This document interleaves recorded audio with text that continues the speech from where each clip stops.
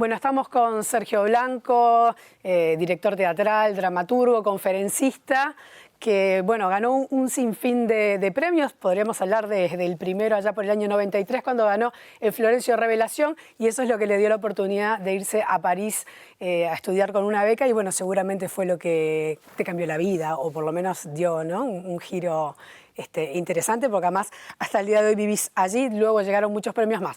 Pero ahora estás visitando nuestro país por distintas cosas, entre ellas vas a dar una conferencia, la autorrepresentación en las artes plásticas, y uno lo primero que piensa, querido Sergio, es, bueno, vos has desarrollado más que nadie el tema de la autoficción. ¿Tiene que ver? ¿No tiene que ver? Sí, está muy relacionado. Esta conferencia un poco se desprende de un seminario que yo dicto sobre el tema de la autoficción, y en un momento en que abordo las escrituras del yo, como en la historia literaria y filosófica los distintos autores fueron escribiendo sobre sí. En un momento en ese seminario, que es un seminario que dura varios días, abordo la representación de sí mismo en las artes plásticas, que es un territorio fascinante en donde hay un montón de ejemplos que permiten entender lo que es el arte de representarse a sí mismo, ¿no? Que increíblemente muchas veces se lo acusa de narcisismo, de egolatría, de encierro en sí mismo, y es todo lo opuesto, ¿no? Y eso es un poco lo que busca esta conferencia, que se centra esencialmente en las artes plásticas. Empieza con autorretratos empezamos con las primeras representaciones de sí en la Grecia antigua, y terminamos con las últimas artistas plásticas actualmente, sobre todo algunas fotógrafas, pero es un recorrido desde Van Eyck, Caravaggio, Miguel Ángel, Leonardo da Vinci, Velázquez, Picasso. Está casi que la historia de la pintura, todos aquellos que tuvieron el reflejo de representarse a sí mismo. ¿Y podemos decir que es lo mismo autorrepresentación que autorretrato, o no necesariamente? Bueno, sí, después por supuesto que siempre hay matices, ¿no? Y aspectos más técnicos que permiten separar lo que es la autorrepresentación de la autoficción, del autorretrato, pero todo para no caer de pronto en matices que pueden volver la cosa un poco técnica y densa. Sí, todo se engloba en lo que es el arte el gesto de buscar representarse a sí mismo, ¿no? En una tela, en un fresco, en una instalación, ¿no? Que mueve mecanismos muy interesantes, sobre todo de búsqueda de sí, ¿no? Todo quien quiere representarse a sí mismo no está en un gesto narcisista, sino que está todo lo opuesto, está en una búsqueda interior de quién soy. Solo te lo decía porque me quedé, por ejemplo, pensando en el autorretrato de Bailey, no sé si está bien dicho así, que por ejemplo que él lo hizo a los 67 años, pero se representó a sí mismo bastante más joven, y hay una mesa que tiene un cráneo, y está el retrato de la esposa, y decís, bueno, eso es algo como capaz que más peculiar. Bueno, un poco la conferencia trata de mostrar esto en todas estas pinturas que se ven, de cómo siempre en el representarse a sí mismo, y por eso hay un mecanismo autoficcional, sí, ese yo se lanza a un campo de ficción, ¿no? Muchas veces buscamos representarnos, a veces las zonas más bellas de nosotros mismos, pero también a veces las zonas más monstruosas. Estoy pensando, por ejemplo, en el autorretrato de Caravaggio, que se pintando el episodio de David y Goliat, y él se pinta en la cabeza de Goliat, es decir, en la cabeza del malo de la película. Tremendo, sí. ¿No? Pero es decir, que es una especie de ejemplo de autodegradación, porque Caravaggio tenía que arreglar cuentas consigo mismo. Por otro lado tenemos a Durero, que se va a pintar en la piel de Cristo. Es decir, siempre las pinturas de sí se proyectan en campos de ficción, en donde o nos enaltecemos o nos rebajamos, pero son mecanismos muy interesantes, ¿no? Son un montón. Van Gogh cuando se pintó sin la oreja, ¿no? Vendado, que también. Sí, un ejemplo clarísimo, ¿no? Que muestra justamente cómo el representarse a sí mismo es también contar las zonas de dolor que uno tiene. El ejemplo de Van Gogh es clarísimo, ¿no? Él tiene ese episodio en donde se automutila. Yo digo que son los primeros piercing que se hacen en la historia del siglo XX. Y bueno, lo que él hace es toma una tela y se pinta él mismo, pintando el lado en que tiene la venda, es decir, está pintando su herida, su dolor. Una mirada muy particular. Sí. Es muy interesante en ese retrato, que lo vamos a trabajar, donde todo lo que aparece está cortado. El caballete está cortado, las estampas japonesas están cortadas, la puerta está cortada, su cuerpo está cortado.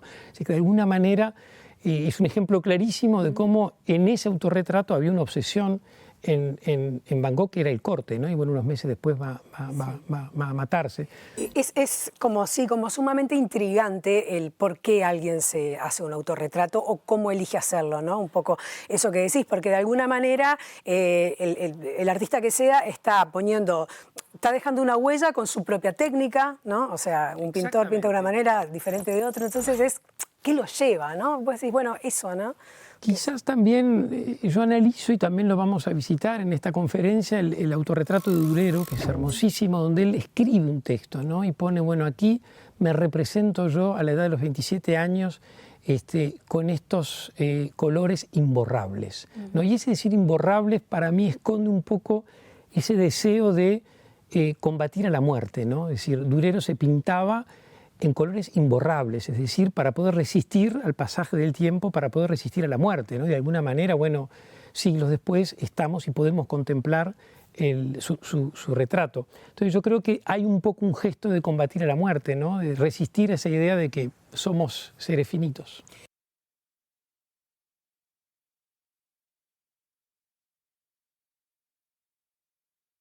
Ahora, vos lo asociás con el tema de la autoficción, que tantas veces has hablado de ella y la has definido, que uno parte, ¿no?, de un hecho real y después realmente se dispara tu imaginación y va para cualquier lado. Yo entiendo, capaz seguramente esté equivocada, que en el autorretrato no es tan así, porque si bien sí se dispara, hay también como una idea de ser lo más fidedigno posible, ¿o no? Sí, también hay el embellecerse, por ejemplo, el caso de Pablo Picasso. Pablo Picasso va a tender a embellecerse, a pintarse un cuerpo que no tiene. Va a aparecer también, o lo contrario, ¿no? Estoy pensando en Kirchner, por ejemplo, que fundador del expresionismo alemán, que va a la guerra, la Primera Guerra Mundial. Cuando vuelve se pinta sin un brazo, es decir, se pinta con un muñón, se pinta como si hubiera perdido una mano. Él no pierde una mano en la guerra, pero de alguna manera se está ficcionando su cuerpo, está de alguna manera denunciando lo que pasó y lo que vivió en la guerra, en las trincheras, y lo que pasó a tantos y tantos de soldados, ¿no? Es decir, que de alguna manera sí, en el acto de representarse a sí mismo hay una búsqueda, sin lugar a dudas, de ser fiel a algunos aspectos. Siempre se reconoce, se tiene que reconocer al pintor, pero todos y todas de alguna manera, porque también evocamos pintoras mujeres, todas de alguna manera se van a lanzar un campo de ficción. Frida Kahlo, por ejemplo. Frida Kahlo es un ejemplo clarísimo, ¿no? Que se va a pintar en un cuerpo de ciervo, por ejemplo, se va a pintar llena de flechas, se va a pintar casi que en el cuerpo de Cristo, también algunas pinturas en donde aparecen unos paños o aparecen clavos por todo su cuerpo. Es decir, siempre en la pintura entramos en un campo de ficción. Del momento que estamos en una representación, estamos en un campo de ficción. Pero en lo interesante de estos autorretratos, vamos a ver varios, es cómo cada uno de estos artistas o cada una de estas artistas se proyectó a ese campo de ficción, y eso es lo interesante, ¿no? ¿Por qué y en qué momento eligió pintarse? Eso es muy importante también, ¿no? Hay algunos pintores que pasaron su vida pintándose. Rembrandt, por ejemplo, ¿no? Que tiene decenas y decenas de autorretratos. Se va a pintar en los mejores momentos y en los peores momentos. Goya también se va a pintar en momentos de auge, de gloria, y también en momentos de mucha decadencia. Es decir, es fascinante el mecanismo de... Una de las razones que explica la aparición del retrato también es la aparición del espejo, ¿no? La vulgarización del espejo en el Renacimiento permite que los pintores también empiecen a experimentar con su propia imagen.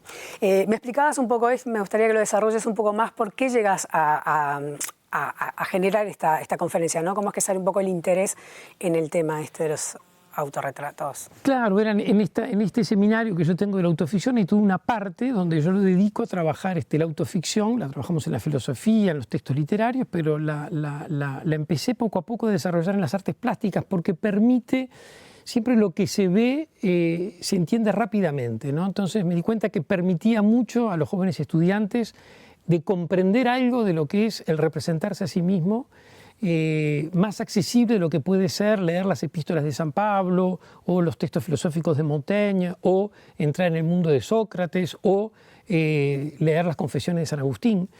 Lo visual siempre es... Lo visual tiene algo hipnótico, ¿no? Tiene algo que nos cautiva, que nos atrapa, el placer de mirar. Hay un placer en el mirar. Yo en esta conferencia insisto mucho cuando la inicio, cuando comienzo, invito a las personas que asisten al placer de entregarse a lo que yo llamo la mirada sensible, ¿no? Que es una mirada que trata de mirar, que trata de encontrar el placer de ver, ¿no? Y de hacerse preguntas, casi como esa mirada infantil, ¿no? De de la niña o el niño que se está preguntando un montón de cosas en un lugar. La curiosidad es fundamental, la curiosidad es fundamental. Entonces es una conferencia que yo disfruto mucho, a mí me gusta mucho el arte de la conferencia. Me gusta mucho el espacio catedrático de dar clases, de dar seminarios, de dar talleres, y en particular la conferencia tiene algo muy bonito porque es un tiempo limitado, de 1 hora y media aproximadamente, en donde no hay un imperativo de tomar apuntes, de aprender, de rendir un examen, sino que uno viene a disfrutar en torno a un tema de forma muy agradable. Eso es algo que disfruto muchísimo. Y es realmente otra de las ramas que has desarrollado porque has dado conferencias de los temas más diversos. Bueno, estaba el del medio ambiente, que me decías, bueno, Sí. ¿cómo, no? O sea, Sí. Sergio Blanco que da una conferencia con una prima que tiene que ver con el medio ambiente y uno... Por lo menos es lo primero que uno piensa cuando piensa en vos y en el tipo de escritura que haces. Esa es una conferencia muy interesante que hago con una prima mía, Jimena Gestarán, que es una gran arquitecta paisajista, que es sobre el tema del paisaje en la literatura, en el arte. Entonces ella aborda la parte más técnica y yo la parte más los distintos paisajes que aparecen en los grandes textos, en las grandes pinturas. Ahora estamos preparando uno sobre el Bosco, ¿no?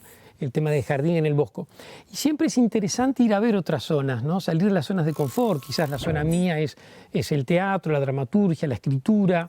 Siempre es interesante ir a ver otros lugares. Por ejemplo, en este momento estoy trabajando para Tokio con una conferencia sobre los aspectos de la genética, porque eso te exige algo que a mí me interesa mucho, que es ponerme siempre en el lugar del estudiante, ¿no? Es decir, ponerme siempre en el lugar de aprender, de saber, de conocer. Por supuesto que son conferencias que llevan una gran preparación, porque cuando uno toma la palabra, no es la palabra artística, donde uno puede decir lo que quiere, puede inventar, puede decir cualquier disparate, como es una obra de teatro, donde las leyes de la ficción autorizan todo. Cuando hay una conferencia hay un cierto rigor, hay una cierta preocupación, hay una bibliografía a seguir, una cierta precisión en los datos que uno da.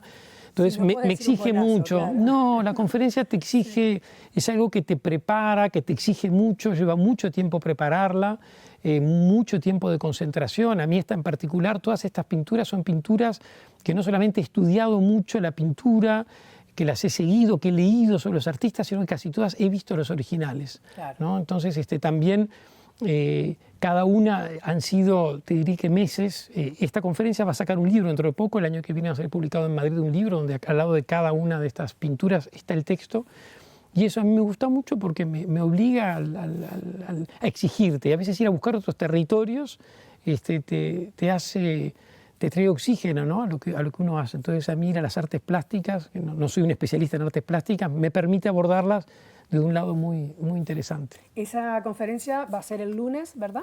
El lunes 8 de abril, en un lugar maravilloso que es este lugar, que es única oportunidad. Un lugar, única oportunidad, sí, primera vez que se da también en Montevideo, y única oportunidad, sí, es una conferencia que estoy dando en distintas partes del mundo, así que es para mí un lujo darla acá en Montevideo. Y continuamos conversando con Sergio Blanco porque otro de los motivos de por qué está acá, además de esta conferencia que dictará el lunes, es porque va a reestrenar Tierra. Es una obra de teatro que estrenó el año pasado, unas pocas funciones, y que fue en homenaje a su madre, la profesora de literatura Liliana Ayestarán, y él escribió esta obra un año después de que ella había muerto en los brazos de él. Es todo un homenaje que tiene que ver entonces con su madre y van a ver solamente unas pocas funciones del 5 al 14 de abril.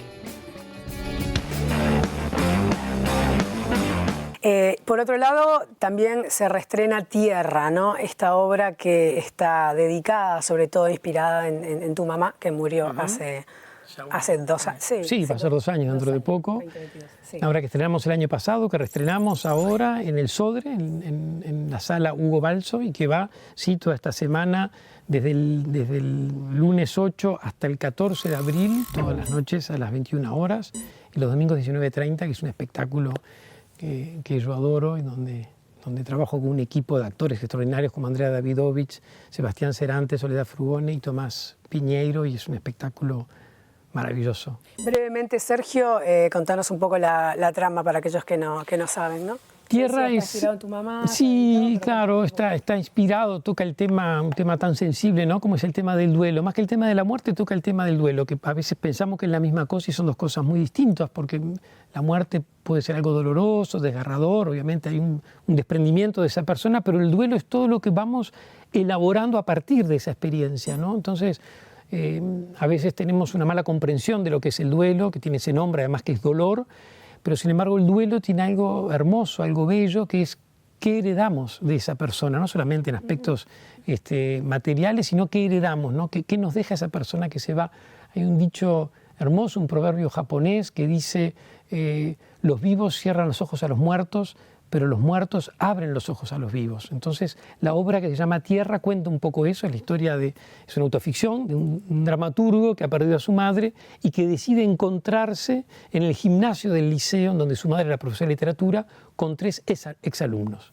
Entonces, convoca a esos 3 alumnos para poder recabar información sobre su madre y poder encontrar a su madre a través del relato de estos 3 personajes. Que también han atravesado una Que tragedia. también han atravesado los 3, cada uno ha atravesado una tragedia. Una señora es la limpiadora del colegio que ha perdido a su hijo en un accidente de moto, otro es una alumna que tiene a su padre desaparecido y el tercer alumno es un alumno de mamá que después de una clase va a su casa y toma un hacha y mata a su hermano gemelo. Así que son 3 episodios muy violentos, de 3 muertes violentas, y son 3 seres atravesados por ese dolor, y de a poco este dramaturgo va encontrando en el dolor de los otros su propio dolor, ¿no? Yo creo que es algo muy importante en el duelo y que a mí al menos me ha ayudado mucho es entender que no estamos solos en ese camino, ¿no? Que hay otras personas que pasan también por eso y siempre es interesante compartir experiencias.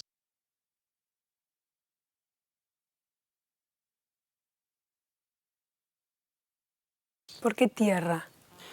Bueno, la obra lo cuenta en un momento, ¿no? ¿Por qué tierra? Tierra es muchas cosas, ¿no? La tierra de donde uno viene, la tierra de donde uno va, la tierra es el planeta Tierra, la tierra es también lo que puede ensuciar algo, la tierra es lo que no es el agua, es decir, la obra va recorriendo las distintas posibilidades de la tierra, pero esencialmente es ese rito de, más allá de ser enterrado o incinerado, pero que finalmente volvemos a la tierra, que vamos a la tierra, que es algo hermoso, ¿no? Y que es algo que da flores y que de alguna manera, y lo importante que es también la tierra, ¿no? Hay una zona de la obra con la hija que está buscando a su padre desaparecido, que habla, ¿no? De lo importante que es tener un lugar, porque como dice la obra, si bien no están ahí, también es cierto que están ahí, ¿no? El honrar a los muertos, el tener un lugar, es algo muy importante también cuando perdemos a alguien y la obra también habla de eso. Y además es una palabra, la palabra tierra es una palabra que me parece hermosa, ¿no? Es preciosa, es una palabra tiene una preciosa. sonoridad muy linda. Sí, nosotros empezamos los ensayos, invitamos justamente a Jimena Gestarán, a mi prima que es paisajista, a hablar de la tierra y me acuerdo que una de las primeras cosas que nos preguntó a todos es que pensáramos en un recuerdo de la infancia de la tierra húmeda. Y todos los recuerdos que se activaron en todas las personas que estábamos en ese ensayo eran hermosos, ¿no? Entonces, sí, desde el aroma hasta exactamente, ¿no? Lo táctil nos llevó a cómo la tierra de alguna manera es algo que florece y por eso el afiche también Tierra está lleno de flores. Gracias, Sergio. Por favor, gracias a ti y están todos invitados a la conferencia y al espectáculo.